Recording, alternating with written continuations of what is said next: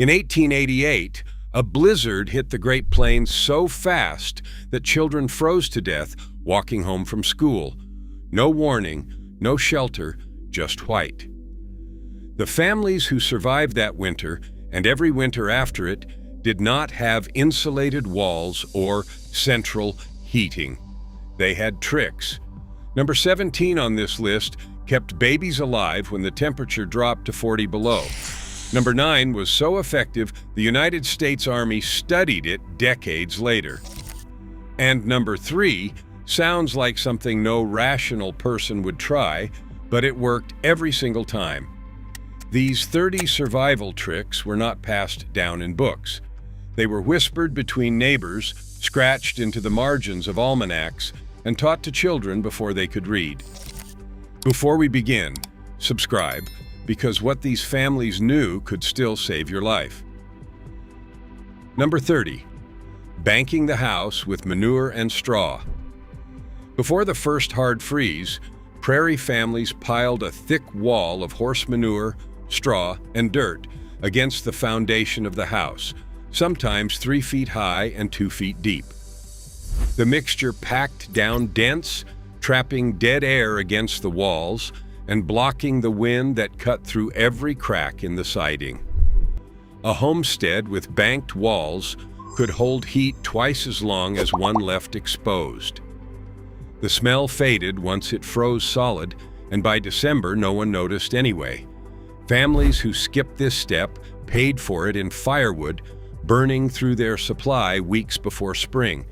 Children helped pack it tight with shovels and boots, stomping the mixture flat until the walls looked like they were growing out of the earth. Come April, the whole mess thawed and went straight onto the garden as fertilizer. Nothing wasted.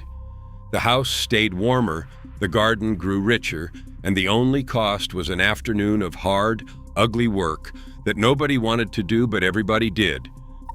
Number 29. Hay box cooking. When firewood was rationed to last until March, prairie women used a hay box to finish cooking what the stove started. They built a wooden crate, packed it tight with hay or straw, and nestled a cast iron pot of boiling stew inside. The hay insulated the pot so well that the food kept cooking for hours without another stick of fuel. A pot of beans brought to a rolling boil at noon would be soft and ready by supper. The hay box saved a family roughly a third of their winter firewood. Some women lined the box with old quilts for even better insulation. The food never scorched, it never dried out, and the kitchen stayed warm from a single fire rather than burning fuel all afternoon. This was not a shortcut. It was calculated survival. Every log saved in November meant one more night of warmth in February. Number 28. Newspaper insulation in walls and boots. Newspapers were never thrown away on the prairie. Families stuffed them between wallboards, layered them under rugs, and wrapped them around pipes to prevent freezing. But the smartest trick was lining boots. A few sheets of newspaper inside leather boots created an insulating barrier that kept toes from going numb during morning chores. The paper trapped body heat and wicked moisture away from the skin. Cowboys and farmers swore by it. Children going to school in 20 below would have their boots packed with fresh paper every morning. A single copy of the Omaha Bee could insulate 2 pairs of boots and still have pages left for the outhouse. When the paper got damp, you replaced it. Free insulation replaced daily from something that cost a penny. Number 27. The 2-stove system. Families who could afford it kept 2 stoves burning through winter, one in the kitchen and one in the main room. But the trick was not just having 2 fires. It was running a stovepipe from the back stove through the bedroom wall before it reached the chimney. That horizontal run of hot pipe radiated heat into the sleeping area without burning extra fuel. Some families ran 20 feet of stovepipe across a ceiling before it exited the roof. Every foot of pipe was a free radiator. The house smelled of wood smoke and iron, and the pipes ticked and pinged as they expanded, but children slept warm under those pipes when the blizzard howled outside. Number 26, rendering tallow candles for light and heat. When kerosene ran low and the general store was buried under 4 feet of snow, families rendered beef tallow into candles that burned slow and steady through the long nights. The fat was boiled, strained through cheesecloth, and poured into molds made from tin cans with cotton wicks. A single beef carcass could produce enough tallow for 60 candles, each burning for 4 hours. The light was yellow and flickering, and the smell was unmistakably animal, but the candle also threw off real heat. 3 or 4 tallow candles burning on the kitchen table raised the room temperature enough to notice. Children did their lessons by tallow light, and mothers mended clothes, squinting at stitches in the amber glow until their eyes ached. Prairie families packed snow against root cellars, around milk cans, and into gaps between cabin logs. Packed snow held a steady temperature just below freezing, keeping stored food cold enough to last, but not so cold that it froze solid. A root cellar banked with snow on all sides stayed between 28 and 32 degrees all winter. Meat hung inside lasted months. Milk set in a snow-packed box stayed fresh for a week. The same families who cursed the blizzard on Monday were packing its snow into their cellars on Tuesday, because that snow was free cold storage delivered to their door. Number 24, sourdough starter as the lifeline. When yeast could not be bought for months, the sourdough starter was the most precious thing in the kitchen. Women kept it alive like a pet, feeding it flour and water, keeping it warm near the stove, sometimes sleeping with the crock tucked against their body on the coldest nights. A healthy starter meant bread, pancakes, and biscuits all winter. A dead starter meant flatbread and hardtack until the roads opened. Some families kept their starter going for decades. Grandmothers passed jars to daughters, who carried them west in covered wagons. The starter was alive, with wild yeast captured from prairie air, and it gave bread a tangy flavor that commercial yeast could never replicate. Losing the starter was a kitchen disaster spoken about in whispers. It meant something had gone very wrong. Number 23, the communal butchering circle. No single family could butcher a full steer and eat it before it spoiled, even in freezing weather. So neighbors within riding distance formed butchering circles. Each family took turns slaughtering an animal, and the fresh meat was divided among 4 or 5 households. This meant every family had fresh beef or pork every week or 2 through the winter, instead of eating nothing but salt pork for 5 months straight. The butchering was an event. Men worked with knives and saws, while women rendered fat and made sausage. Children carried cuts wrapped in flour sacks to the neighbors who were next in line. The circle kept everyone fed and kept relationships strong through the isolation of winter. Number 22, dried corn as currency and calories. Prairie families dried sweet corn on the cob in the fall sun, then shelled and stored it in cotton sacks hung from rafters. Dried corn lasted indefinitely, took up almost no space, and could be reconstituted in boiling water to taste nearly fresh. A bushel of dried corn fed a family of 6 for 2 weeks. It went into soups, stews, and porridge, or was ground into meal for cornbread. Some families kept 100 pounds stored overhead, enough to survive the entire winter on corn alone if everything else failed. That dried corn was also traded between neighbors when supplies ran thin. 2 pounds of dried corn for a jar of preserved peaches was a fair deal in January. Women gathered in the fall for quilting bees that produced the blankets families needed to survive winter. A single quilt took 40 hours of hand stitching, but a quilting bee with 8 women could finish one in an afternoon. Families needed 6 to 10 heavy quilts to make it through a plains winter, layering them on beds, hanging them over windows, and nailing them across doorways to block drafts. The quilts were stuffed with raw cotton, old wool scraps, and sometimes hay when nothing else was available. A well-made quilt lasted a decade. A poorly made one fell apart by February, and the family paid for it in cold. Those quilting bees were not social luxuries. They were organized survival. The women who gathered to stitch were building the insulation their children would sleep under for months. When temperatures dropped below -30, some families brought chickens, a milk cow, or even a pig inside the house. The animals generated body heat, sometimes enough to raise the room temperature 5 or 6 degrees. A milk cow produces as much heat as a small space heater. The smell was terrible. The mess was constant. But the animals survived. The eggs kept coming, and the family stayed warmer. Sod house families on the Nebraska frontier regularly shared their homes with livestock through the worst weeks of winter.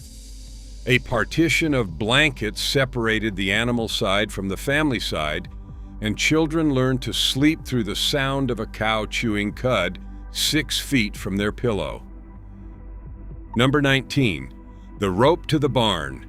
Blizzards on the open prairie could blind you in seconds. Families strung a rope from the house to the barn, to the outhouse, and to the well, so that no one got lost in a whiteout while doing daily chores. Men and women held that rope with both hands, pulling themselves through wind so fierce it knocked full-grown adults off their feet. Without the rope, a person could walk 10 feet past the barn and wander into open prairie, lost in a world of white with no landmarks, no direction, and no hope until the storm broke. Children were told the stories of neighbors who died 20 yards from their own door. The rope was checked every morning before the first snow and retied after every storm. The root cellar was the Prairie family's pantry, pharmacy, and savings account. Dug 4 to 6 feet into the earth and roofed with sod and timber, it held a constant temperature near freezing, even when the air above hit 40 degrees below zero. Families stored potatoes, turnips, carrots, cabbages, apples, crocks of sauerkraut, preserved eggs in water glass, and barrels of salted meat. A well-stocked root cellar meant the difference between a hard winter and a fatal one. Women checked the cellar every few days, rotating stock, trimming sprouts from potatoes, and cutting the soft spots from apples before they could spread. The earth itself was the technology. No power, no machinery, just the steady temperature of the ground doing what no kitchen could. Number 17. Heated stones in the bed. This trick kept babies and small children alive through the deadliest nights. Mothers heated flat stones or bricks on the stove until they were almost too hot to touch. They wrapped them in flannel or old towels and tucked them into the beds 30 minutes before the family turned in. The stones radiated heat for hours, turning a freezing bed into a warm pocket. For infants, the wrapped stones were placed at their feet, never too close, and checked throughout the night.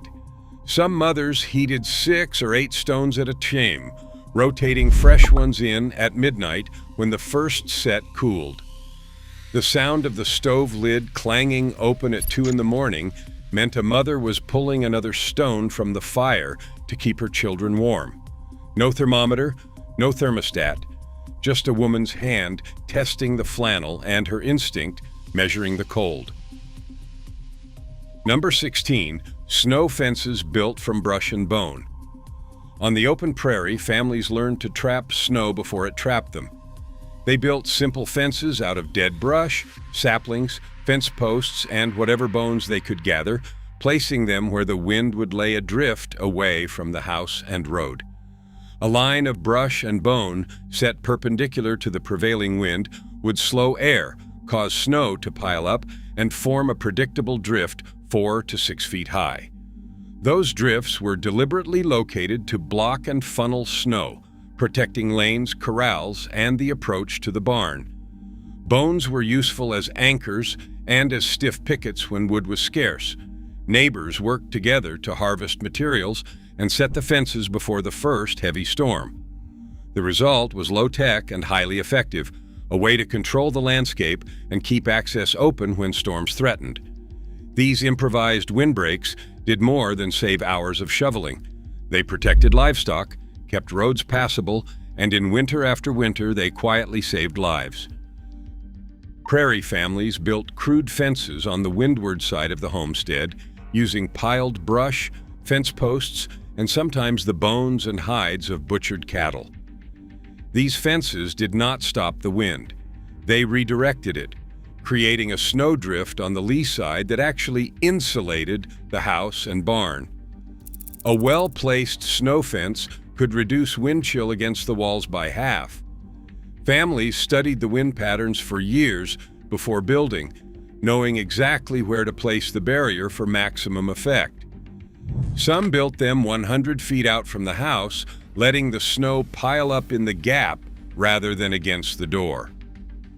Number 15, smoking meat in the chimney. When salt ran low, families hung strips of venison, beef, or pork inside the chimney above the fire. The smoke cured the meat slowly over days, preserving it without a grain of salt.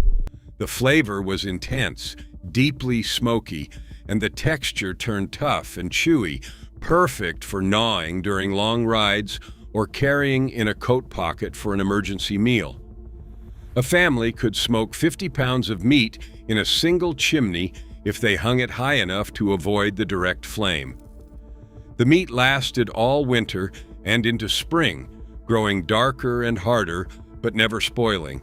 Children tore off strips the way modern kids open granola bars, chewing through a piece that took 10 minutes to finish.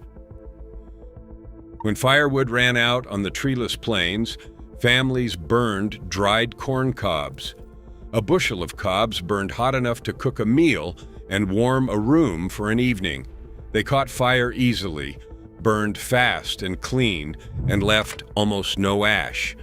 The trick was drying them thoroughly in the fall and storing them by the hundreds in sacks. Some families burned nothing but corn cobs from November through March. The fire needed constant feeding, a cob every few minutes, and children were assigned shifts to keep the stove loaded. The heat was real, the warmth was steady, and the fuel grew in their own fields. Before going outside in severe cold, prairie people smeared animal fat, bear grease, or tallow on their faces, ears, and hands. The grease created a barrier against windburn and frostbite, sealing moisture into the skin and blocking the wind that stripped heat from exposed flesh. Hunters and ranchers applied it thick enough to shine, and children had their cheeks smeared by mothers who did not ask permission. The grease felt heavy and slick, but it worked. Faces that would have been raw and cracked after an hour in the wind came back inside pink, but unharmed. Modern dermatologists now confirm that occlusive barriers like petroleum jelly, the commercial descendant of animal grease, are the most effective protection against windburn. Prairie mothers figured this out a century before the science caught up. Number 12, double-door entry systems. Smart homesteaders built a small enclosed porch or vestibule at the front door, creating a dead air space between the outside and the living area. You opened the outer door, stepped in, closed it behind you, then opened the inner door. That 3-foot gap of still air cut heat loss dramatically every time someone entered or left. Families without a vestibule lost a blast of warmth every time the door swung open. sometimes dropping the room temperature 10 degrees in seconds. Building the vestibule took half a day and a few spare boards, but it saved weeks of firewood across a single winter. Fresh eggs disappeared when hens stopped laying in the short, dark days of winter. Families who planned ahead preserved fall eggs in water glass. Water glass is a solution of sodium silicate and water that sealed the shell pores and kept eggs edible for 6 months or longer. A crock of eggs stored in the root cellar meant baking and breakfast through the darkest months. The eggs were not perfect. The whites turned slightly watery, and the yolks sat a little flat in the pan. But they scrambled fine, baked perfectly, and tasted better than no eggs at all. A quart of water glass cost 10 cents and preserved 15 dozen eggs. That was math every Prairie wife understood. On the plains, where trees were a distant memory, dried buffalo dung was the primary heating and cooking fuel for decades. Families collected it by the wagon load in autumn, stacking it like cordwood against the house. Buffalo chips burned slow and steady, with surprisingly little smell once fully dried. The heat was lower than wood, but more consistent, and the supply was essentially limitless for anyone willing to walk the prairie with a sack. Children gathered chips the way Eastern children gathered kindling, filling baskets after school until the pile beside the house stood 6 feet high. When the buffalo were gone, cattle chips took their place. The principle never changed. You burned what the land gave you. Number 9. The Dakota fire hole. When wind made an open fire impossible, prairie people dug a Dakota fire hole. They dug 2 holes, about 1 foot apart, and connected them with an underground tunnel. The fire burned in one hole. The other hole served as an air intake. The wind actually fed the fire through the tunnel instead of blowing it out, and the flames stayed below ground level, invisible and protected. This underground fire burned hotter with less fuel than any surface fire, and it produced almost no smoke. The U.S. Army later studied this design for military field operations and found it superior to conventional campfires in every measurable way. A man caught in a blizzard with a knife and a box of matches could dig a Dakota fire hole in frozen ground and survive the night. Families packed crocks of sauerkraut every fall, knowing it would be the only source of vitamin C available for months. Without it, scurvy was a genuine threat. The fermented cabbage was kept indefinitely in the root cellar and was eaten daily, sometimes at every meal. A 10-gallon crock of sauerkraut took one afternoon to prepare and lasted a family of 5 from November through April. Children complained about the sour taste. Parents did not care. The alternative was bleeding gums, loose teeth, and the fatigue that came from a body starving for vitamins in the dead of winter. German and Scandinavian settlers brought this knowledge from the old country, and their families stayed healthier through winter than neighbors who relied on salt pork and cornbread alone. Number 7. Sleeping in shifts to tend the fire. In the coldest stretches of January and February, the fire could not be allowed to die. If the stove went cold at midnight, the house could be frozen by dawn, with frozen pipes, frozen water barrels, and children waking to see their breath. Families assigned shifts. Father fed the stove until midnight. Mother took over until 4.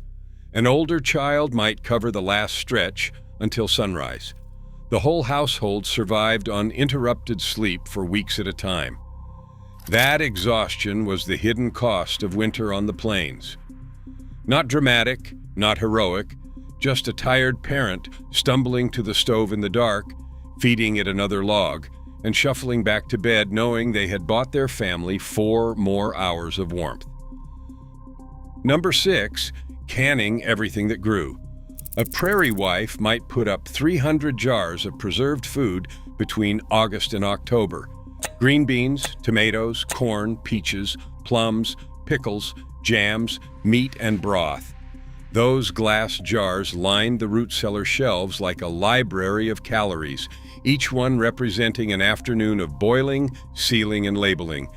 Losing even a dozen jars to spoilage or broken seals could mean hunger in March. Women checked their canning with the focus of an accountant reviewing ledgers. Every pop of a vacuum-sealed lid was a small victory. Every jar that failed to seal was started over immediately. 300 jars sounds excessive until you divide it by 5 mouths and 6 months. Then it sounds barely enough. Number 5. Combining body heat. Families slept together in a single bed during the worst cold spells. Parents, children, and sometimes a grandparent all piled under every quilt in the house, sharing body heat to survive nights when the stove could not keep up. Privacy was a warm weather luxury. In January, survival meant pressing close and breathing the same air under heavy layers of cotton and wool. Infants slept between parents. Older children curled around younger ones. The dog slept at the foot. No one discussed it. Everyone understood. You shared warmth or you lost it. Number 4. Reading weather from animal behavior. Prairie families watched animals the way modern people watch weather apps. Cattle turning their backs to the northwest and bunching together meant a storm was coming within hours. Horses growing restless and refusing water meant a blizzard. Birds going silent in the middle of the day meant a fast-moving front. These observations were not superstition. They were survival data accumulated over generations and passed from parent to child as seriously as any school lesson. A father who read the cattle correctly and brought the family inside 2 hours early was not lucky. He was skilled. A father who ignored the signs could lose everything. Number 3. Burying root vegetables in sand. Families packed carrots, turnips, beets, and parsnips in boxes of damp sand and stored them in the root cellar. The sand held just enough moisture to prevent shriveling, but not enough to cause rot. Vegetables stored this way lasted 4 to 5 months, coming out of the sand in February nearly as firm as the day they were buried in October. The trick was the sand itself. It had to be clean, slightly damp, and packed firmly enough that no air pockets formed around the vegetables. Too wet, and they rotted. Too dry, and they turned to rubber. Prairie women tested the sand with their hands the way a baker tests dough, by feel, by instinct, by years of getting it exactly right. Number 2. The winter kitchen garden on the windowsill. Even in the dead of winter, resourceful families grew sprouts, herbs, and small greens on sunny windowsills. Wheat berries, beans, and alfalfa seeds were sprouted in jars and eaten raw, providing fresh vitamins when everything else was preserved, dried, or salted. A window that faced south could support a small box of leaf lettuce or green onions if the house stayed warm enough. These tiny gardens produced almost nothing by summer standards, but in February, a handful of fresh green sprouts on a plate of salt pork and dried corn was a luxury that lifted the spirits of an entire household. Number 1. The neighbor check. The most important winter survival trick had nothing to do with food, fire, or shelter. It was the agreement between distant homesteads that if smoke stopped rising from a chimney, someone would come to check. Neighbors watched each other's smoke like a pulse. A column of white against the gray winter sky meant the family was alive and the stove was burning. No smoke meant trouble. A rider would saddle up in the worst weather to cover those miles, arriving to find a family sick with fever, a father injured, or a mother overwhelmed. Sometimes they arrived too late, but the agreement held because everyone knew that next week, It might be their chimney that went quiet. That mutual watch kept more families alive through more winters than any single trick on this list. It was the simplest technology on the prairie and the most effective. Pay attention to your neighbors. Notice when something changes. Show up. Try one of these this week. Bank some insulation around your foundation. Start a sourdough culture. Hang a rope in a snowstorm just to see how fast you lose direction. Then come back and tell me which of these you would have survived. Share the one that surprised you most in the comments and tell me whether your family passed any of these down. Because these were not just tricks, they were the difference between the families who came back in the spring and the ones who did not.